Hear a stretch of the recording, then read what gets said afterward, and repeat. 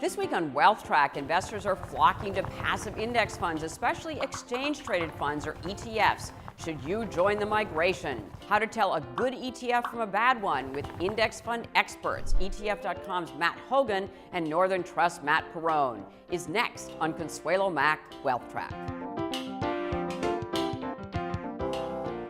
At ETF.com, you analyze ETFs, you rank them. What makes a good ETF versus a bad ETF? Great. There are three questions you have to answer when you look at an ETF.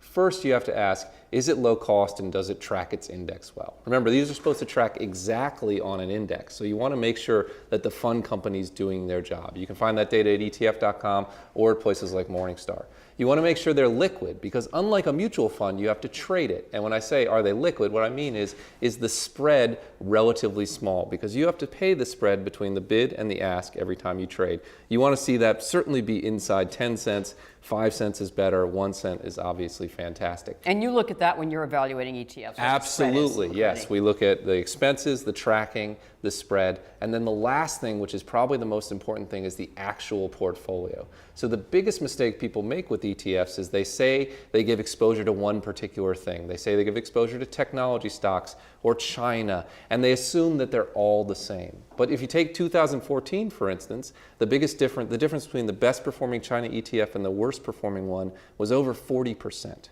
Right? That's a big number. So you have to take the time to look inside, make sure the fund is giving the exact exposure you want, and then make sure it's a good ETF, it tracks well, it trades well, and it's low fee. And then once you do that, you have a fund that's ready to buy. Okay. And at Northern Trust, Matt Peron, you use not only your own ETFs, as you just mentioned, but you also use outside ETFs. So how do you evaluate them?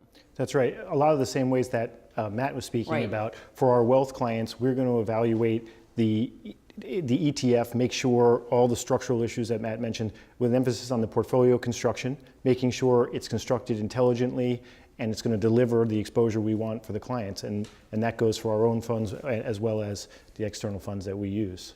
So what kind of ETFs, Matt Hougan, are the most popular right now? Well, the most popular ETFs are the biggest, broadest ETFs generally. So ones that give full exposure to the US market, ones that give full exposure to the bond market. Those get the giant amount of assets, and that's great because most people's portfolios should be anchored with those broad, low-cost exposures. ETFs are great at that. So that would be the same with again, the index mutual funds as well. It's the S&P 500. That's exactly and is it the right. same big players? I mean, is it the Vanguards, the BlackRocks? It's Vanguard, it's BlackRock, Right. it's State Street. But Right. there are two other areas that are really growing fast right now. One is currency hedged exposure. So maybe you want to buy exposure to Europe, but you don't want exposure to the euro. There are ETFs that let you do that.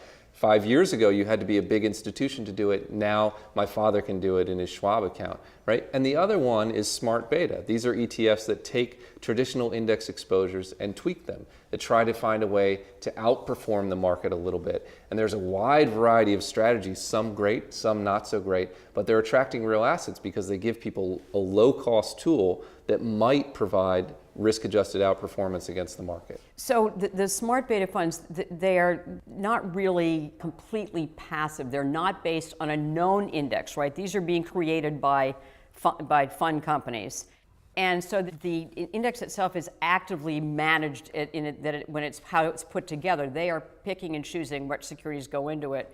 And then it's passive once the index has been created. Is that right? That's right. So Okay. They'll look at the market and they'll identify some way or reason they think they'll get outperformance. Maybe they think stocks that aren't very volatile will outperform over the long haul. So they'll design an index that picks only the stocks that are the least volatile in the market, and they'll buy those in the fund and then they'll run on up. The great thing about this is, in times of yore, you would have an active manager who effectively did the same thing, but they would charge 1% or more.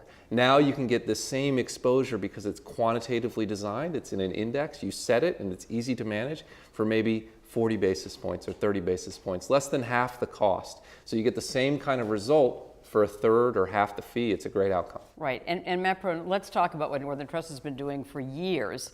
In fact, it's called Smart Beta now, but you called your strategy engineered equity. So tell us about what that is and why you think that's actually a middle way between passive and active management. Right. So we've been offering the strategies called engineered equities, which much as Matt described, it's part of that smart beta category, if you will, although our take on it is I think much more targeted towards what we call compensated risks. So what these are factors or groups of stocks in the market that will move together, have certain characteristics that and a risk return profile that you understand its pattern and you can understand how to implement it and how to capture those advantages for your client. Matt Hougan mentioned one, which is low volatility. So what you call them like factor or styles, they're factor tilts or styles. So low volatility is one, quality, value, dividend yield, small size. Why have you chosen those types of styles in particular? And why are they so important for us to understand as investors? Well, those factors that you mentioned, we Right. believe are compensated factors. That means you can earn typically above average risk-adjusted returns or above the market risk-adjusted returns. You can also deploy them in your portfolio strategically. So for people with longer horizons who can take volatility, they can have a value tilted strategy. For someone who has a shorter time horizon, a low volatility strategy might be appropriate for them. And so you can really tailor it to the risk profile of the individual.